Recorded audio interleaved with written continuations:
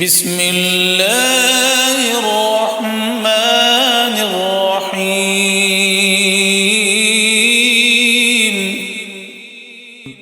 In the name of Allah, the Beneficent, the Merciful.